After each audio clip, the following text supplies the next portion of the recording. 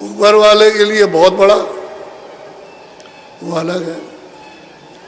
तो बहुत ही बड़ा हो तो इससे बहुत बड़ा, और ऊपर जाओ तो इतना बड़ा है कि सब उसमें डाल दो तो पता ही नहीं चला कहाँ चले गए। इतने बड़े बड़े लोग ऊपर में।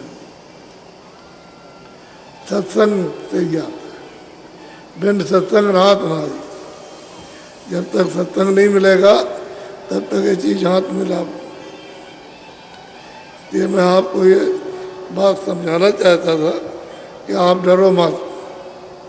जब आपको डर लगता है तो आप स्थानों के रूप को याद करो, या आप हम ही को याद कर लो, तो डर तुम्हारा छूट जाएगा। अब याद तो तुम किसी को करते नहीं, डर लग गया बस डर गए ना। ये किसी को नहीं याद किया तो कैसे काम हो? इतने किसी को याद करो। सत्संग की जरूरत है। ये तो सत्संग आपको सुनाया ये थोड़ा, इसलिए आप ये ना समझो कि हमको सब सुना दिया सब मिल गया, ऐसा नहीं। सत्संग के बिना, सत्संग के बिना महात्मा के सत्संग के काम बनेगा नहीं, चाहे जितना भी उपाय करो। इसलिए बार बार दर्शन सत्संग, दर्शन सत्संग आप आते जाते रहो, करते रहो, तब जाकर के काम होता है।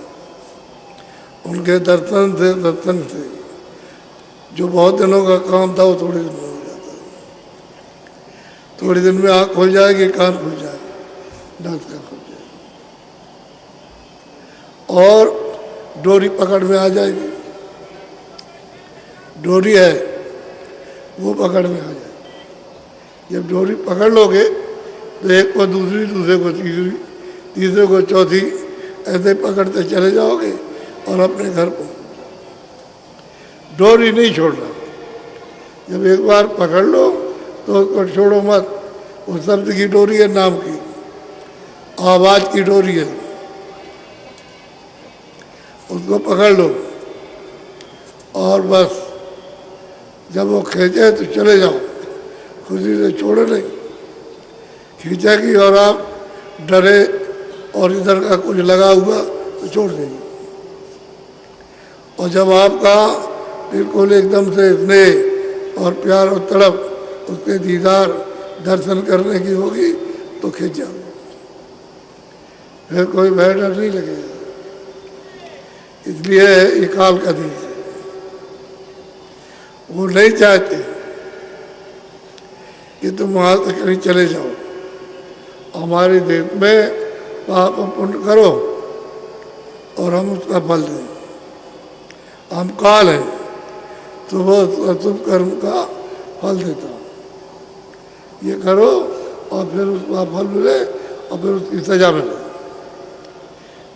अब उनको मौका देना है, क्योंकि उन्होंने वादा किया था कि अपने शरीर में तुम रास्ता देना, इसको रोकना नहीं तो रोकेंगे।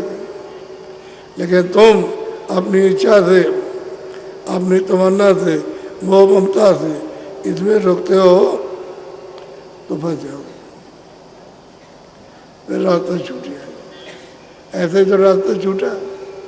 डाम को पकड़े हुए थे और जब आप इसमें फंसे तो धीरे छूटा, फिर पकड़ा, फिर छूटा, छूट गया। आवाज़ छूट गई, घंटा और तंग छूट गया। जो सुन रहे थे पकड़ के चढ़ रहे थे अब बंद हो गया। और फिर जब आपने यहाँ बोझा पाप उन कर्मों का लाद लिया तो आँख बंद हो गई और कान बंद हो गए, दोनों बंद हो गए। अब दोनों खुलते नहीं तो न तुम देख सकते हो और न सुन सकते हो, न सुन सकते हो, कुछ नहीं। इसलिए सत्संग की जरूरत है। सत्संग जरूर करो। हम लोग कहीं भी अपना सुमरन ध्यान भजन करें, लेकिन जैसे ही याद आ गई कि अभी चलो फौरन दर्शन करने के लिए सत्संग के लिए पहुँच गए। एक दिन रहे, 2 दिन, इस तरह से बराबर आते हो जाते रहो तो काम हो जाएगा। आना जाना बंद, यादगार सब भूल गए। इतने पूछा कुछ करते हो, पहले हमको कुछ याद ही नहीं। फिर क्या होगा? ऐसा पकड़ो कि बच्चा छूट जाए, बच्ची छूट जाए, पति पत्नी धन दौलत छूट जाए, लेकिन वो न छूटे।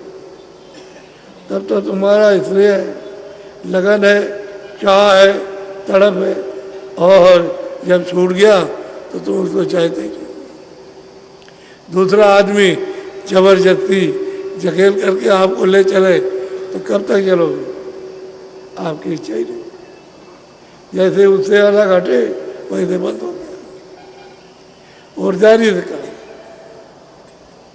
हम ये जानते हैं कि 5 बजे का समापन रखा,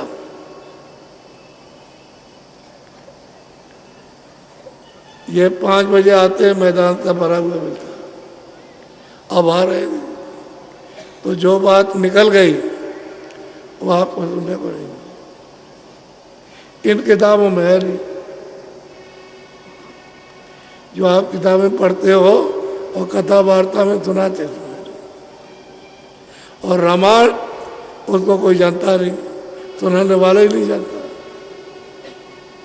तो रामायण क्या सुनाएगा? रामायण संतों की लिखी, क्यों लिखी है? जब बहुत तकलीफ थी, काशी में बहुत सताया, हिंसा करने के लिए चले, तब उन्होंने सोचा कि चलो इनके मन बहलाने के लिए, तब उन्होंने रामचरितमानस बनाया।